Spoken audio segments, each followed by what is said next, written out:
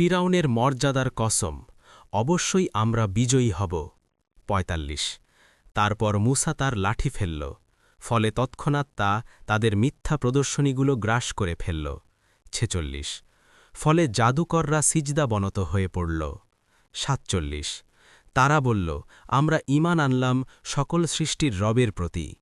৪৮। মূসা ও হারুনের রব। ৪৯।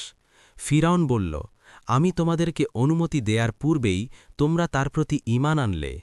নিশ্চয়ই সে তোমাদের গুরু, যে তোমাদের জাদু শিক্ষা দিয়েছে। অতএব অচিরেই তোমরা জানতে পারবে। আমি অবশ্যই তোমাদের হাতসমূহ ও তোমাদের পা-সমূহ বিপরীত দিক থেকে কেটে ফেলব এবং অবশ্যই তোমাদের সকলকে শূলিবিদ্ধ করব। ৫০। তারা বলল, কোনো ক্ষতি নেই তাতে, অবশ্যই আমরা তো আমাদের রবের দিকেই ফিরে যাব। ৫১।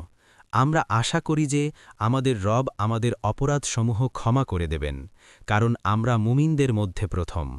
৫২। আর আমি মূসার প্রতি এই মর্মে ওহী পাঠিয়েছিলাম যে, আমার বান্দাদের নিয়ে রাত্রিকালে যাত্রা শুরু করো, নিশ্চয়ই তোমাদের পিছু নেয়া হবে। ৫৩। অতঃপর ফিরাউন নগরে নগরে একত্রকারীদেরকে পাঠাল। ৫৪। নিশ্চয়ই এরা তো ক্ষুদ্র একটি দল। ৫৫।